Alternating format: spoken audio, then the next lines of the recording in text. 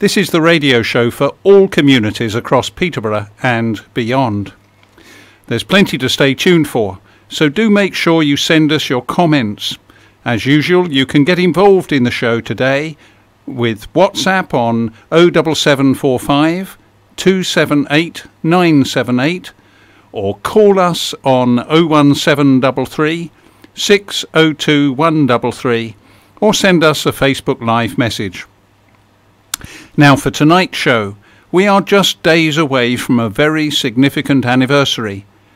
100 years ago, on Monday the 11th of November 1918, the guns fell silent across Europe, and the end of the fighting that was World War I became known as the Armistice. My guest this evening is the Archaeology Development Manager and Team Leader for Vivacity, working from both Peterborough Museum in Priestgate and Flag Fen Archaeology Park. She is Sarah Wilson.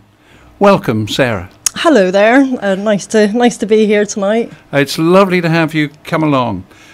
Would you like to introduce yourself first of all? Yeah, sure. So, as you quite rightly said, I'm the Archaeology Development Manager for Vivacity. So that covers the museum, Peterborough Museum, and the Archaeology Park at Flag Fen.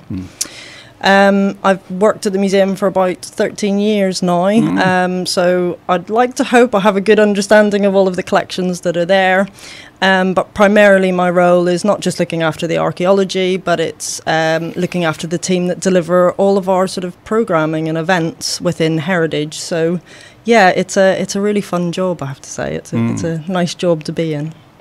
Now, I came along to the museum for a special event last Thursday, the 1st of November, and it was the launch of something called Peterborough Commemorates. Yes, so the project Peterborough Commemorates Together essentially came together out of sort of several discussions that I had had with the team across at Peterborough City Council.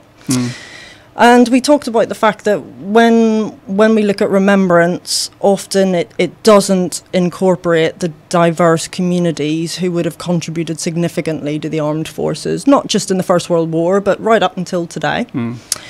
And that's something that they acknowledged and understood, and they really wanted to do something about that. Now, alongside that, we came across a funding opportunity with the Armed Forces Covenant Fund, and they were gifting or awarding 10 silhouettes that you could bid for, and they were silhouettes as part of the There But Not There project. So essentially, those silhouettes should embody an individual who has contributed to either the First World War or in the armed forces. And we thought, actually, wouldn't it be lovely to take those silhouettes out across the city and to talk about some of the stories that people perhaps don't know about, some of the contributions that communities across the city have made. And so that really kick-started the whole project. And we said, well, it should be about Peterborough commemorating together. And we wanted to launch that at the museum, which is the event that happens on the 1st.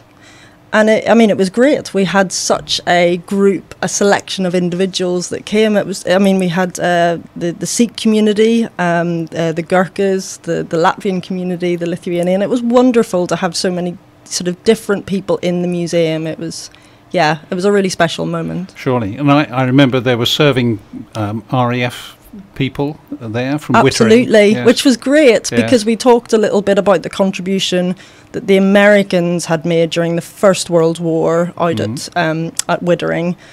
And there was, throughout the research and the information we've collected from the community, there are some very poignant, very sad stories that we've sort of picked up on, and it's lovely to be able to shed light on those stories, especially coming up to the end of 2018, 100 years on.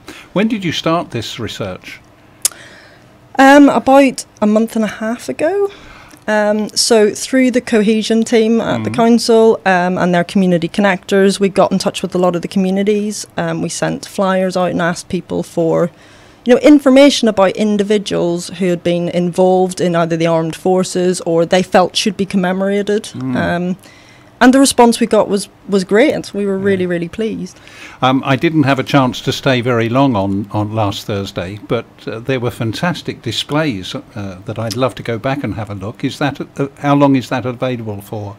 So that our plan is that we'll leave it there right up until the end of 2018. Okay. So in our History of the Building gallery, all of those different stories will be on display. The silhouettes, as I mentioned, have gone across the city. So we've got a silhouette at Queensgate, St Mark's, All Souls, RAF Wittering are going to take one, which is great. The museum. So we've really scattered them across because we wanted them to be in public places or places where people could I suppose just reflect on the contribution those individuals had made. Now, you mentioned some of the stories of people, including heartrending stories. Can you recall something of what you've learnt? Yes, so the museum, we've got the very famous story of the Lonely Anzac, Thomas Hunter. Thomas Hunter was a young man from Durham who emigrated out to Australia, and when war broke out, he signed up, enlisted. Unfortunately, he was very badly injured, and he was brought back by train into England. His condition worsened at Peterborough, and they brought him off the train and brought him to the infirmary, which is now today's museum. And we have lots of stories.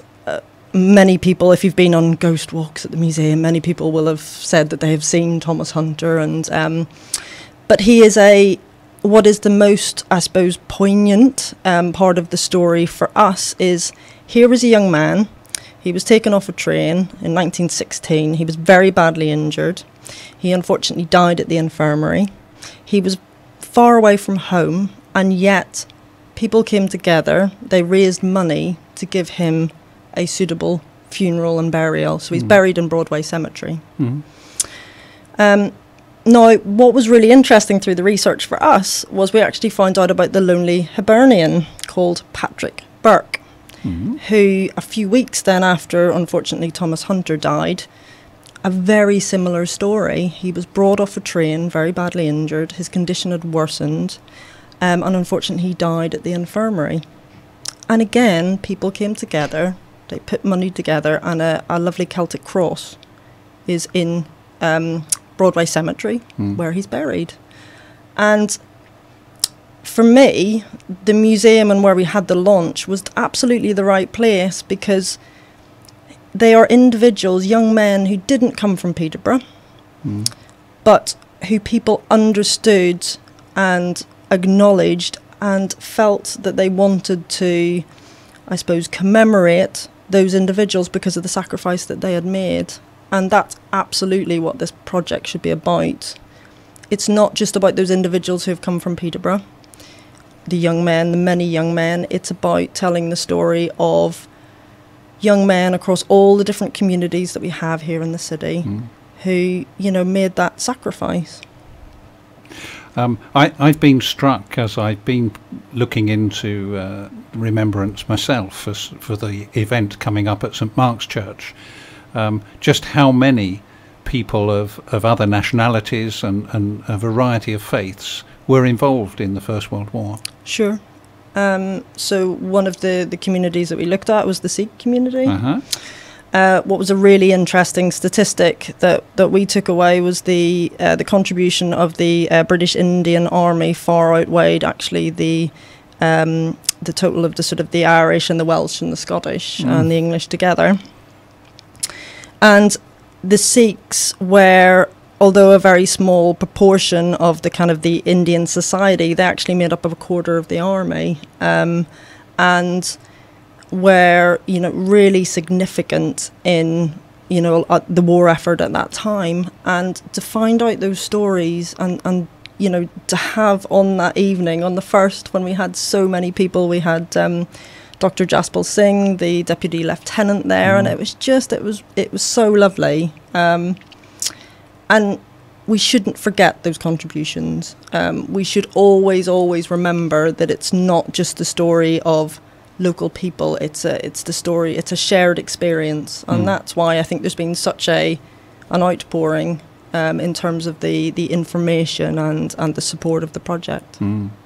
Yeah, Dr. Singh gave a very moving speech of welcome and launch of Peterborough Commemorates, but also Gillian Beasley stood in for the Deputy Mayor at no notice at all, and spoke very highly of the fact that Peterborough has something like half of the nations of the world are represented in Peterborough. Yes.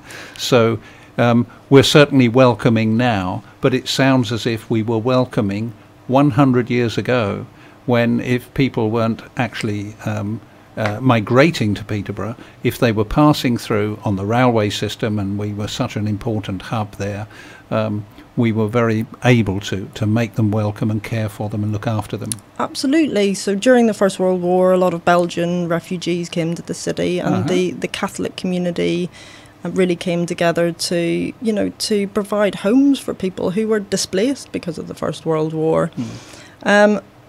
And I mean, it's amazing to think today about taking somebody into your home, somebody that you don't know. This is for a number of years. It wasn't just a month or something. It could be up to 2-3 years. And that in itself is quite a sacrifice. But people did it because they absolutely wanted to support one another. They saw it as their duty, which is, I mean, it's lovely. It's something that we should aspire to today, really. Surely. You've mentioned Broadway Cemetery. That must be quite an archaeological place. Are you familiar with some of the... in the cemetery, I'm not actually. I mean, I know a lot about the... obviously the Thomas Hunter, and we've talked about Patrick Burke, but I don't know a lot about the cemetery itself. I think there might be a future project for you there. Oh, excellent. Okay, well, I will bear that in mind. I will go away and research that. I mean, I certainly know there are members of my church for whom Peterborough has been their lifelong home. Yes. Because the churches didn't have their own churchyards for burials, those people that came from church that perhaps were baptised or even married in St Mark's Church, all would have gone to be buried in Broadway Cemetery. Okay. Yeah. Oh, that's interesting. So a lot of the names on St Mark's War Memorial, if they made it back to Peterborough at all, their burial will be Broadway Cemetery. Okay. Yeah. Lovely. Yeah. Just bear that in mind. Want to take you in a slightly different area now, because you've mentioned the importance of our commemorating not just World War I, yes, but all wars. Yes. Why do you think we should?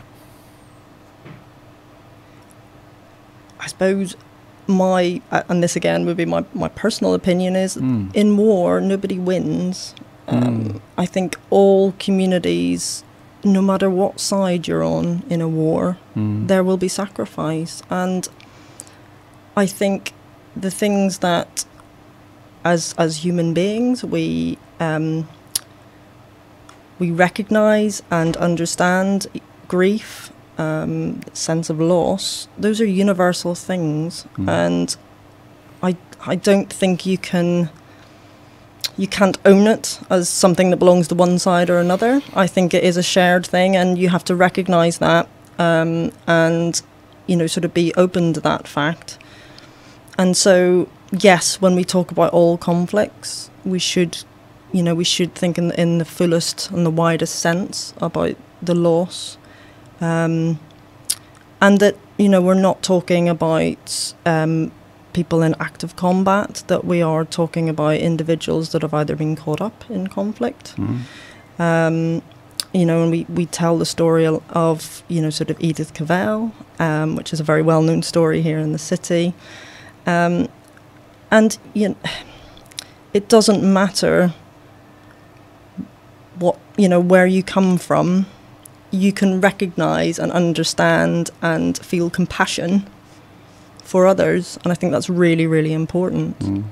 And that sense of time, I mean, we're looking back 100 years on, and I think time is an important thing to help people sort of process and move on. and I think it's quite a healing experience. It helps people to move on, to sort of look back and say, now that time has passed, we understand, you know, the sacrifice. You know, we talk about trench warfare, and all of those experiences for very young men must have been absolutely, I mean, it must have been horrific. And it was.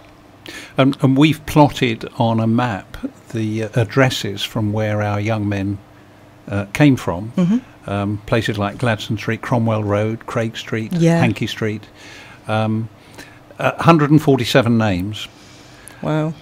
That's just on St Mark's War Memorial. And when you see those plotted on a map, you realise that every second or third house had a loss. Yes. Imagine neighbour after neighbour. Yes. Is it going to be me, the next telegram that arrives? Yes, absolutely. And how that, you know, after the war, how that must have changed the face of whole communities. You know, it's that essentially for many communities, a whole generation has disappeared. And I think when we talk about all conflicts, we talk about the legacy as well, you know, not just that moment in time, but we talk beyond 1918, you know, beyond the end of the Second World War, 1945. And we think about, you know, what was the legacy for the people left behind. Yeah, so war isn't something that only affects the soldiers. It very much affects the whole population, the whole community. Absolutely. And I think, and it's perhaps something we at the museum are keen to kind of look into more, is, you know, how did the war sort of, and the both world wars shape Peterborough? How did they change Peterborough? You know, what was the legacy for the city? And that's something I'm really keen to kind of perhaps do a bit more research on. That could be the next step, couldn't it? Next step. You, I mean, have you got any ideas of what that might have been?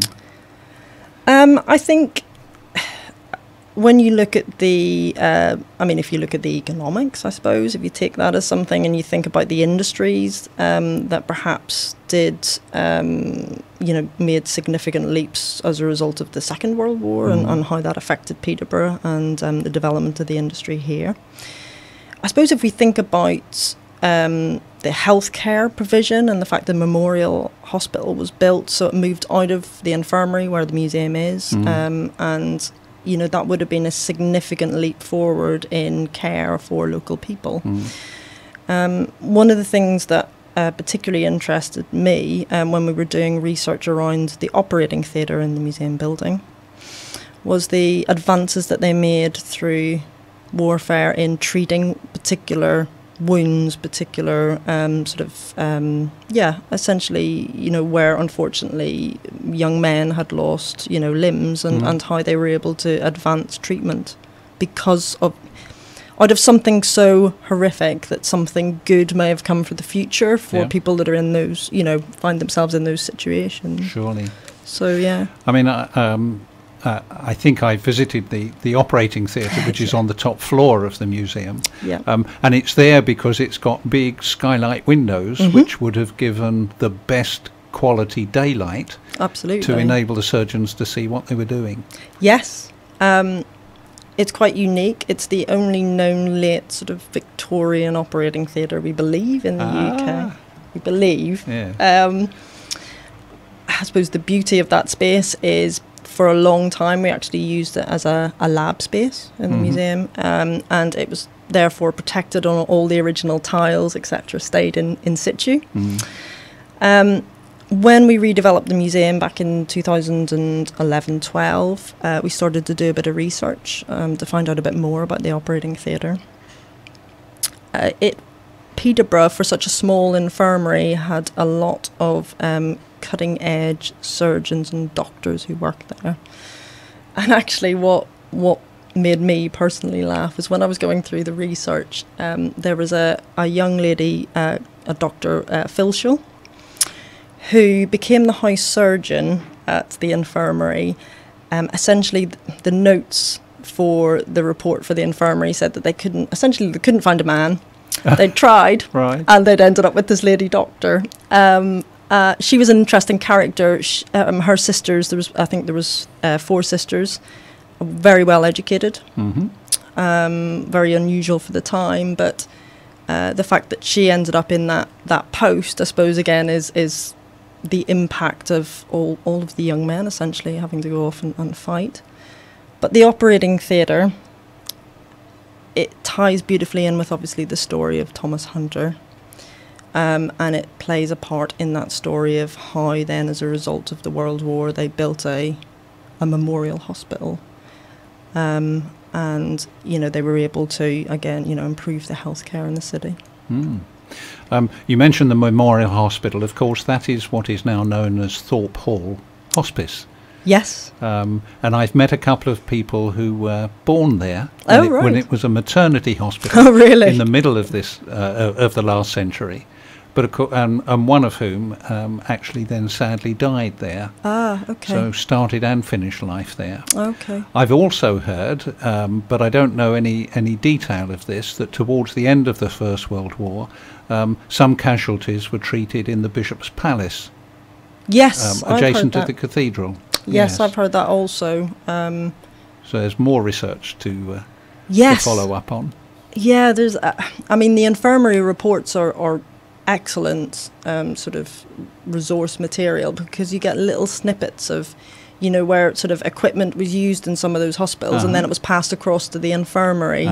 And it's just interesting. You start to get a sense of perhaps what it might have been like at that time. So, yeah. So for anyone who hasn't yet visited the museum, I'd really encourage you to do so. I've lived in Peterborough 6 years, and I have to say I've only been twice. But I would love to go back, especially because this exhibition, Peterborough Commemorates, is available until the end of this year. It is, yeah. Could you just, from your imagination, walk us through a visit to the museum? What might people see? Okay, so as you come into the museum, you'll come into what you'll see in front of you, quite an impressive Georgian facade. The museum has had many different lives. It started off, the foundations of which are a Tudor mansion. It then became a beautiful Georgian mansion house. It then became the infirmary, and in the last century then became the museum. You get a flavour of the different purposes or uses of the building as you come in. So you go in through a very impressive facade. You'll come into our reception area. We've got all the things perhaps many people would expect in a museum, shops. We've got a lovely cafe. We have currently at the moment our Treasures exhibition. So that brings together some really significant nationally important pieces relating to the heritage of the city from the V&A and the British Museum and some of the Cambridge colleges. So we've got the Beckett casket and some Water-Newton treasure as well from the British Museum. So we're really pleased about that, and I would advocate to anybody to come and see that, because it is a once-in-a-lifetime opportunity to see all of those things together. Elsewhere then in the building, if you follow the steps up, again, beautiful wide steps. Some people might notice as you walk up the steps, there's little look like sort of wooden blocks. They're like an anti-slip thing that was put in when it was turned into the infirmary. So if you walk up the wide staircase and go up to the other galleries, we have wonderful displays that look at the archaeology of the city, so from sort of prehistory all the way up to the medieval period. We have an interesting wildlife gallery, which I really like, but stuffed animals are not everybody's thing, so I appreciate for some people it can be quite an experience. I always remember the red kite. Oh, because yes, there okay. are so many of them flying around our skies nowadays, but often they're distant. And when you see it up close in that cabinet, you think, what a size it is. Absolutely, and really that gallery is representing the diverse sort of environment that we have in what is an environmental capital, and you know how lucky we are in Peterborough to have all these green spaces to enjoy. So plenty to see, Absolutely. including for children to come and see, and one or two bits of pieces for children to dress in clothes. And absolutely, we've got dress up, we've got a lot of interactive things in all of the galleries. In our treasures exhibition, you can design your own medieval beast if you wish, which is brilliant because the adults get involved in that. So we've got a good competition showing all of the people's sort of what's come out of their imagination, which is quite interesting. But yes, we're very family friendly at the museum. You mentioned stairs. Is there access for wheelchair users? Absolutely. Yep. We've lift access. So lift access. Yes. And what does it cost to visit? It costs nothing. Ah. Unless it's a special event day, Okay. which are widely advertised. But no, it is absolutely free to come into the museum. Well, we're heading for a short break, but do stay tuned, as after the break we will be continuing to explore remembrance and talk about peace in diversity.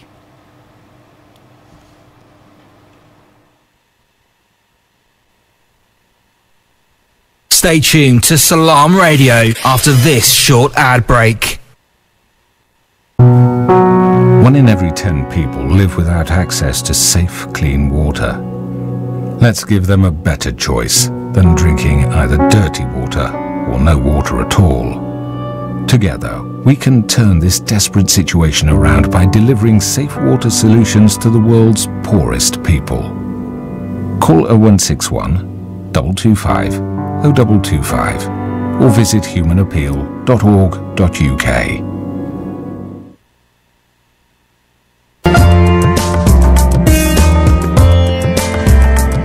Where can you get high quality and low prices?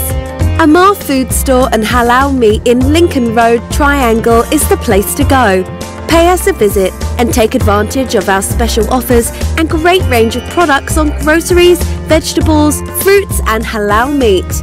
Also send money to Pakistan absolutely free. We have all top brands at special offers, offer free customer parking and provide a free local delivery service. Amar Food Store and Halal Meat, 613B Lincoln Road, Peterborough. Call us on 01733 687 374. High in quality, low in prices. Third world and developing countries are home to some of the most vulnerable children on the planet. Malnutrition, severe lack of medical aid and access to clean water are just some of the horrific challenges faced by orphans across Africa and Asia. Children of Adam, a Peterborough charity, need your help to bring aid to these orphans for just £25 a month. To sponsor an orphan or assist with other projects, please call 0300 321 0032 or visit www.childrenofadam.net.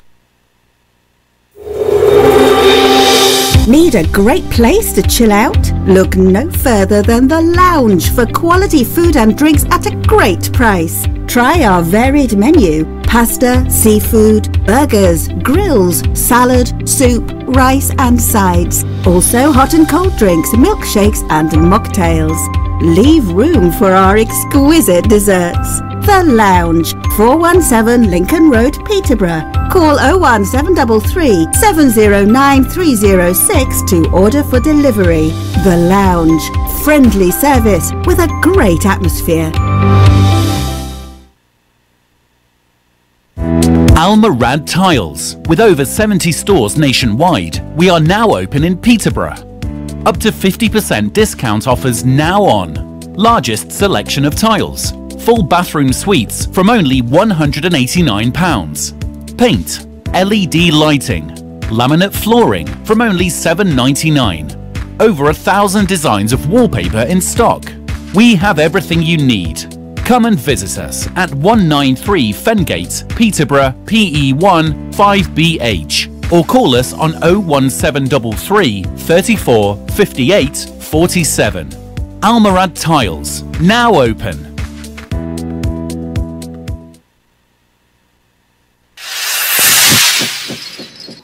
السلام عليكم ورحمة الله وبركاته.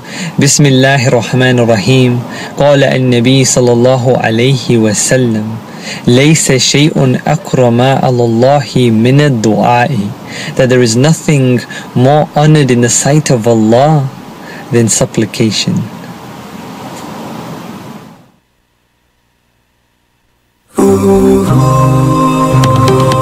My name is Khalid Sadiq. I'm Saif Adam. Salaam alaikum, this is Baraka Blue. Yo, this is your boy Harris J, and make sure you guys stay tuned to Salaam. Welcome back to Salaam Radio on 106.2 FM and online at salamradio.co.uk. This is Adrian Holstock live presenting Community Matters, the radio show for all communities across Peterborough and beyond. I'm solo for this next part of our show, and we're talking about the commemoration of those affected by war. Staying for a moment with World War I, let me describe the impact that it had on the Gladstone area of Peterborough, much of which makes up the geographical area known to me as St Mark's Parish. We have a war memorial inside St Mark's Church, which everyone is most welcome to come and visit. It has no less than 147 names of young men inscribed on the wooden war memorial who died during or just after that First World War.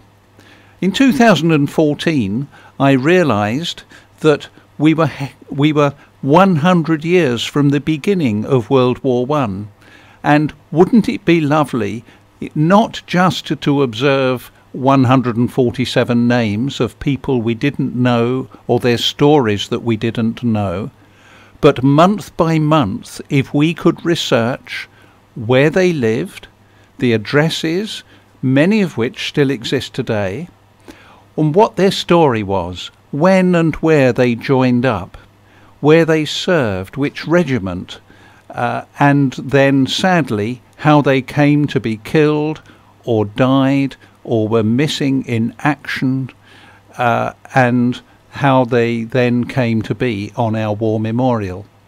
And from 2014, month by month, we have captured that information and brought it all together, so we now have 147 clear stories. Let me just share with you something of what those stories sound like. Here's one. Percy Charles Wigfall.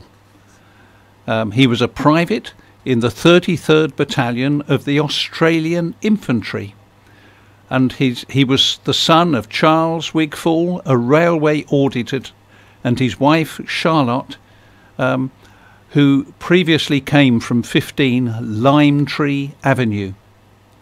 Percy Wigfall's story, let's call him Charles because that's how he wanted to be known, enlisted in the Australian Infantry in January 1917 under the alias of Charles Williams, whilst he was living in St Kilda West, Bondi and Sydney, Australia. A local Peterborough newspaper reported on Charles' two brothers who were serving in India. The eldest, Captain Reginald Wigfall, was officer commanding a sail and port section, and the youngest, Lieutenant Cecil Wigfall, was stationed at Meerut. Charles also had a younger sister, Victoria. After joining up in Sydney, Australia, Charles underwent training and then embarked for England, arriving in Liverpool in September 1917, before being sent to the Somme front in February 1918. Charles was sent back to England in April 1918 as a result of being gassed, but returned to the front in July 1918.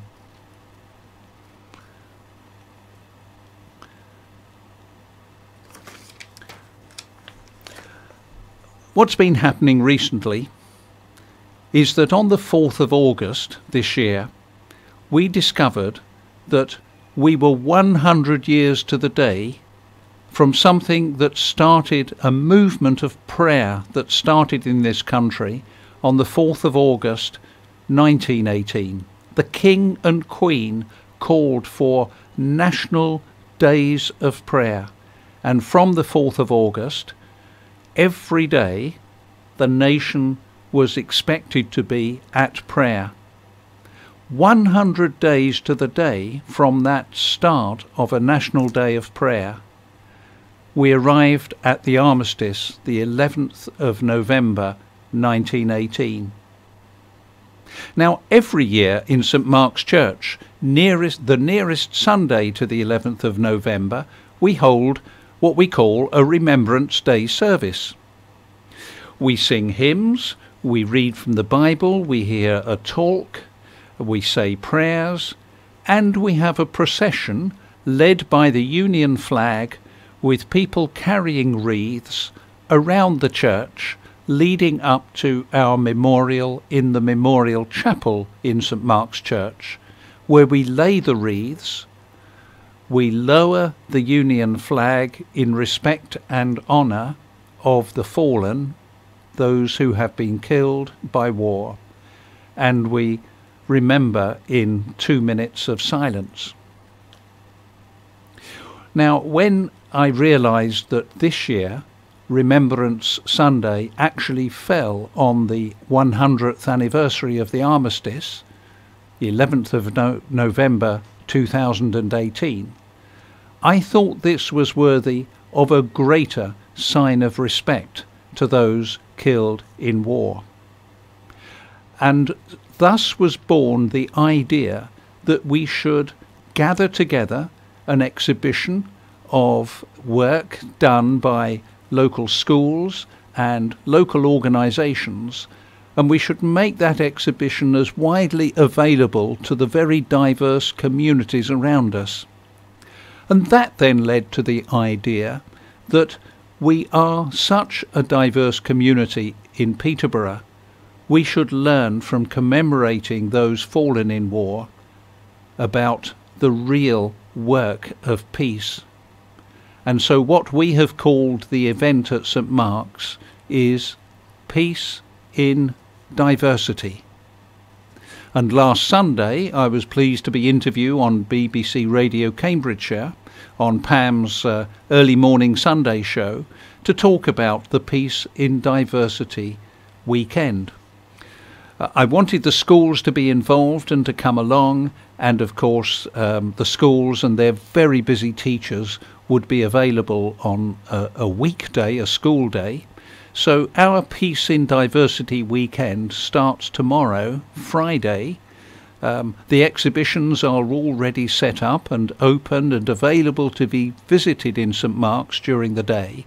But we are going to welcome over 600 children throughout the day in 3 waves of school assemblies, again celebrating and commemorating the fallen, observing the exhibitions, looking at the silhouettes and the knitted poppies and the drawings and artwork, the photographs gathered by the Peterborough History Society.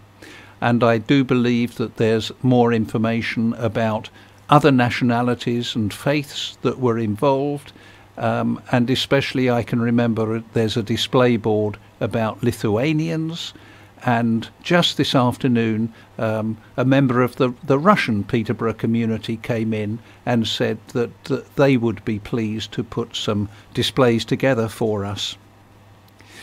Now, in our research of the 147 names, we discovered that over 120 addresses still exist in our area.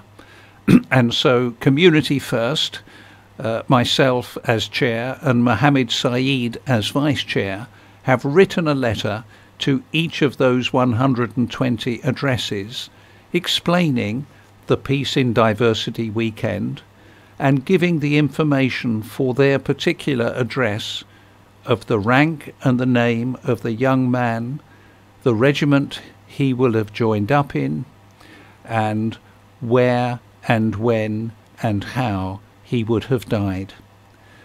Some of those stories are captured in more detail in a book that we have on display in St Mark's Church, and I do encourage you to come and visit any time during the day on Friday, but especially on Saturday.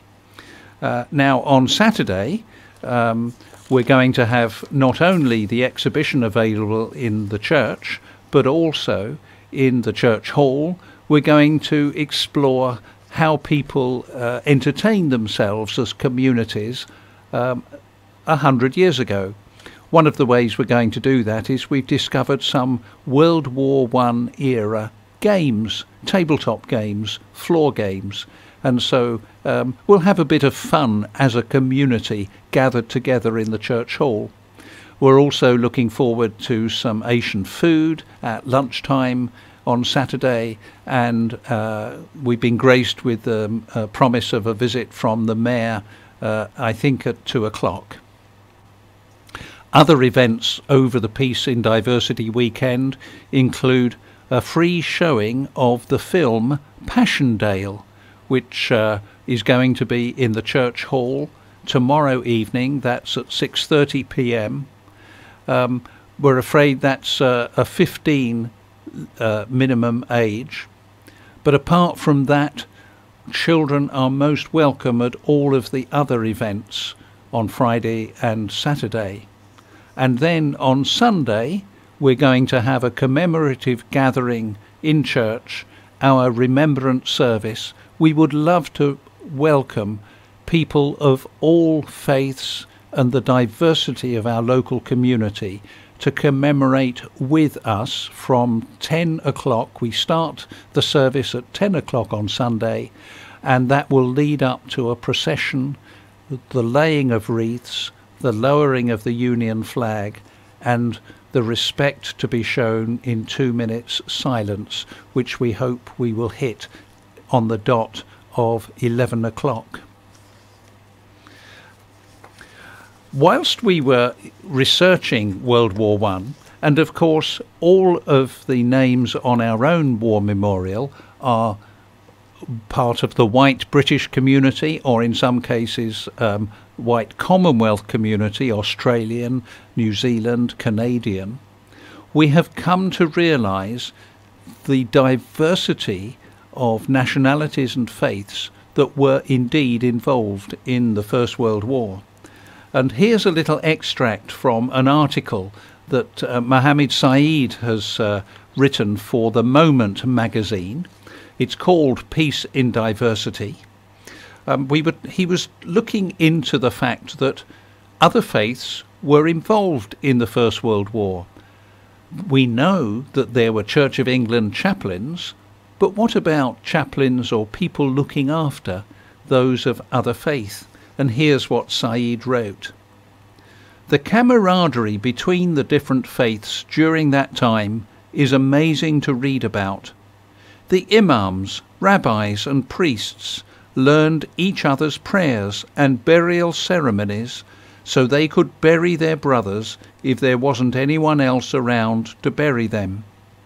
It's amazing to know that kind of brotherhood existed, and these days many people would probably think that that was a fairy tale.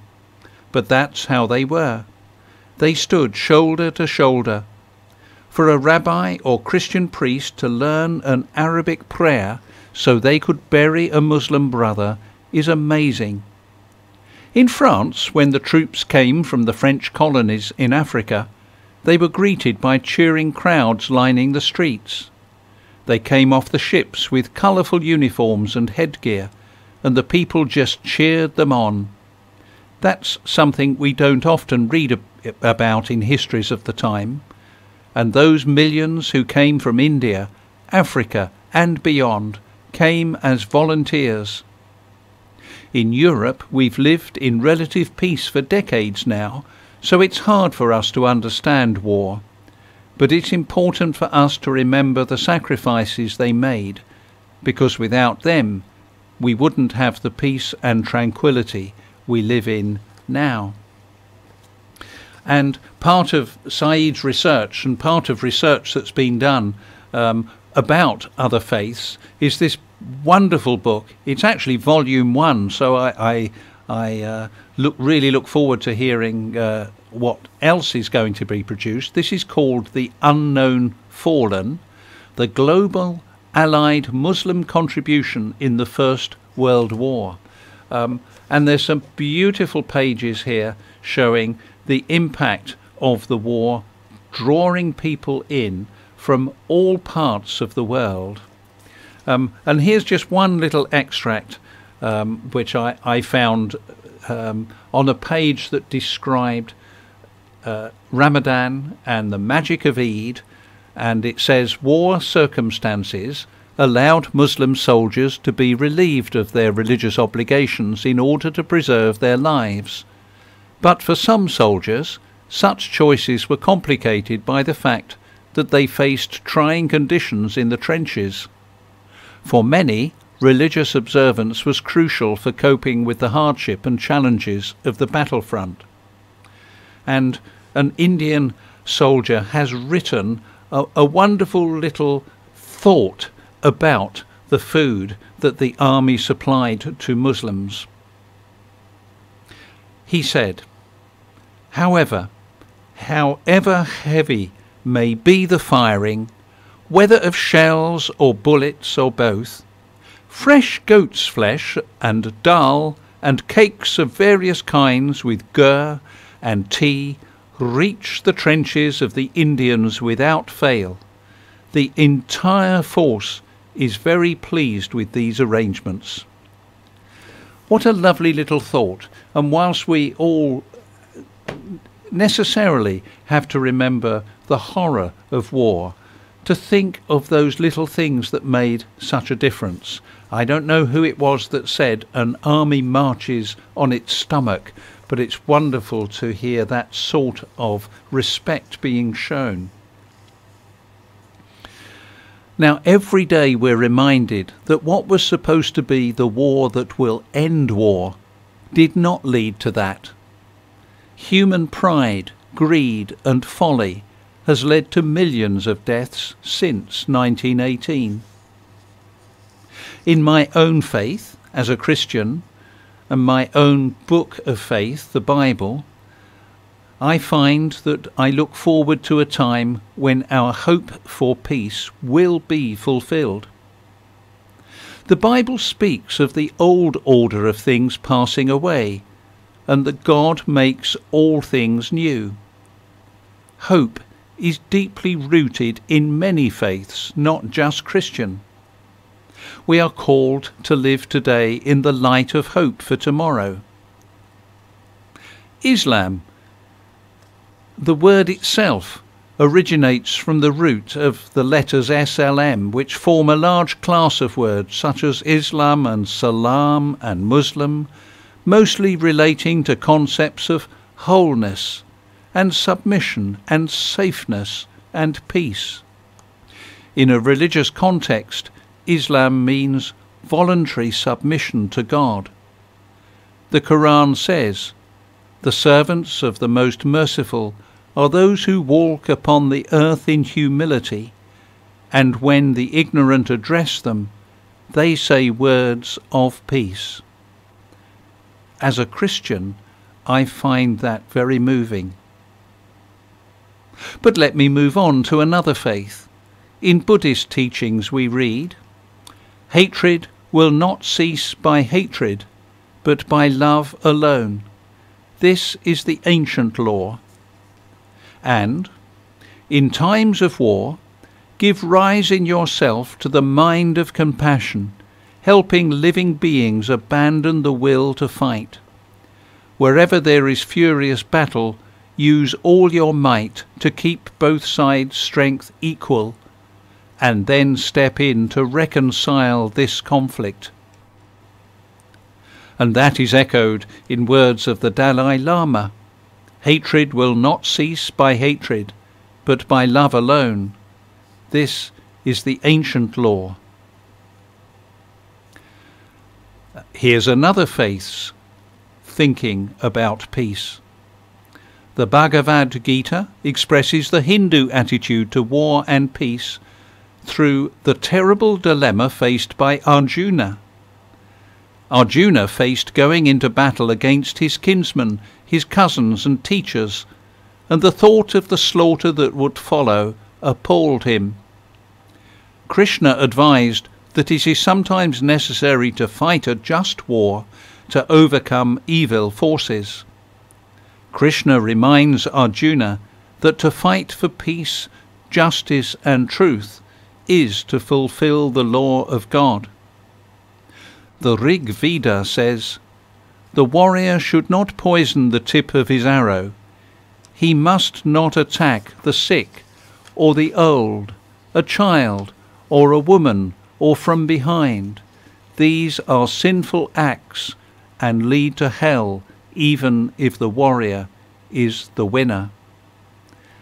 And of course, the great Hindu leader Mahatma Gandhi taught that violence was always wrong, regardless of circumstances.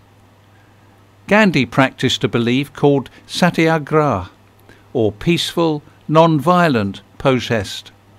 He believed that victory could be gained without violence. Throughout his life he demonstrated his commitment to this belief. Here's a thought from another faith, Judaism. Along with truth and justice, peace is one of the key 3 Jewish values. According to the Jewish sages, peace is the ultimate purpose of the whole Torah. I quote, "All that is written in the Torah was written for the sake of peace." And in the Hebrew Bible, in Proverbs chapter 3, we read, "Long life is in her right hand, in her left hand are riches and honour. Her ways are ways of pleasantness, and all her paths are peace. She is a tree of life to those who laid hold of her. Those who hold her fast are called happy." And of course the writer is speaking of wisdom. And in the words of the prophets Isaiah and Micah, "They shall beat their swords into plowshares, and their spears into pruning hooks. Nation shall not lift up sword against nation, neither shall they learn war any more." As we reflect on the end of World War I, these verses might say to us, we should have learned that war should be no more. No wonder we were hoping that that was the war to end all wars, but as of course we now know 100 years on, that wasn't to be. In my own experience, when I was a young man, I joined the Royal Air Force as an engineer. I never thought I would be fighting in war and conflict. I joined in the 1970s.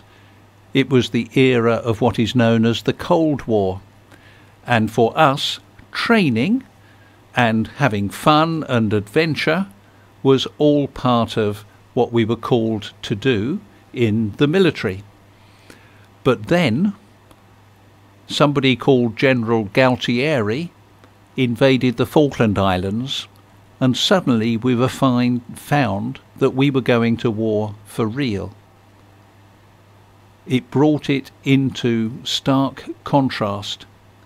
But what I have to say is, and I remember being a young man of 30 at that time, and the young men who were with me in my section from RAF Wittering were all very keen to put into practice all their training.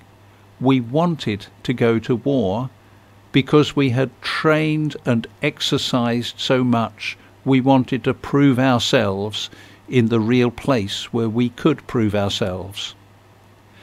And I can well imagine that the young men of Peterborough and beyond, across our country and across the world, all joined up, volunteered, wanting to defeat evil and wanting the adventure of being involved with their comrades, with their friends, in order to see this through. They came back, those that did come back, very changed. We came back from the Falklands also changed. We came back realizing that war isn't the adventure that it's made out to be. It's terrible, it's hurtful, it's not a solution to the way in which human beings, communities, nations and continents should resolve their difficulties. It is a matter of a last resort. So there we have it, our evening show on community matters about remembrance. Do mark this weekend of remembrance in whatever way you can. You are most welcome to come to St Mark's on Sunday for 10 o'clock, but you're also most welcome to visit St Mark's over this weekend to see the exhibitions and join in the community activities.